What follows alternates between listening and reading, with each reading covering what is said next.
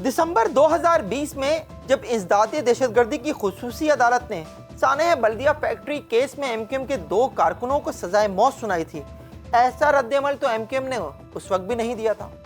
और इस बार तो एमक्यूएम के मरकजी रहनुमा रऊफ सिद्दीकी इस केस में बरी भी कर दिए गए हैं। फिर आखिर एमक्यूएम के इस तरह चिल्लाने की वजह क्या है? ये वजह है, फैसले में लिखा है कि ये हो ही नहीं सकता कि एमक्यूएम की आला क़यादत से पूछे बगैर ये वाक़या हुआ हो। आप जज साहब ने अपने अंदेशे का इजहार फैसले की शक्ल में दे दिया है। अब रियासत की, अदालत की, निज़ाम इंसाफ की, हुकूमत की जिम्मेदारी है कि इस अंदेशे को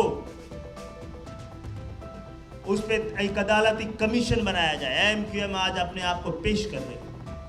जी हाँ, जिस तरह फैसले में एमक्यूएम की क़यादत को मुलव्विस किया गया है, यह है असल वजह एमक्यूएम के चिल्लाने की। एमक्यूएम ये समझती है कि ये एक सियासी फैसला है और इलेक्शन से कबल इस फैसले से एमक्यूएम को सियासी नुकसान पहुंचाने की कोशिश की गई है। एमक्यूएम को कारकुनों को सजा देने के साथ साथ इस बात को, इस अंदेशे को, अपनी सियासी ज़रूरत को, अपने एक निशानी तफरीक को अंदेशे की शक्ल में फैसले का हिस्सा बना दिया गया ताकि इलेक्शन तक कुछ या खास तौर पे एक सियासी जमात को मौका दिया जाए। एमक्यूएम ने नाम लिए बगैर पीपल्स पार्टी को हदफ तनकीद बनाया है और उसके जुराइम गिनवाने की कोशिश की है और आगाज़ किया है अल-जुल्फ़कार से। याद है आपको अल-जुल्फ़कार? The men are carrying grenades with them all the time. ये बिल्कुल हमारी 2 बजे डेडलाइन है और थी, ये आप नोट कर लें, है बिल्कुल। इसके बाद कोई कांटेक्ट नहीं होगा पाकिस्तान गवर्नमेंट से हमारा। We are fighting for Bhuttoism, fighting for Bhuttoism.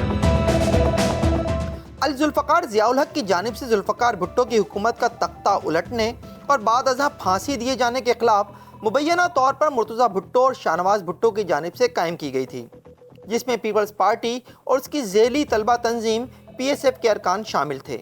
हमारे पुराने साथी जाफ़र रिजवी की BBC के लिए एक रिपोर्ट में ये बात शामिल है कि ये तंजीम वजूद रखती थी और पाकिस्तान के रियासती इदारों के पास इस बात की इत्तलात और शवाहिद थे कि अल-जुल्फ़कार के राब्ते इंडियन और अफ़गान खुफिया इदारों से भी थे।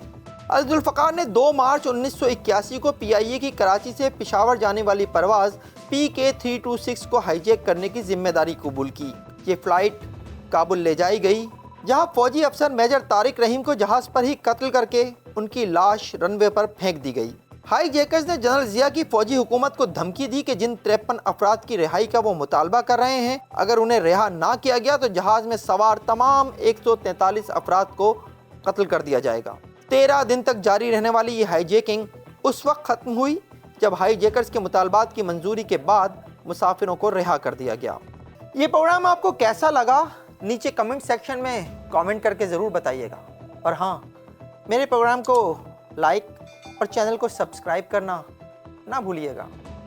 देखते रहिए FIR।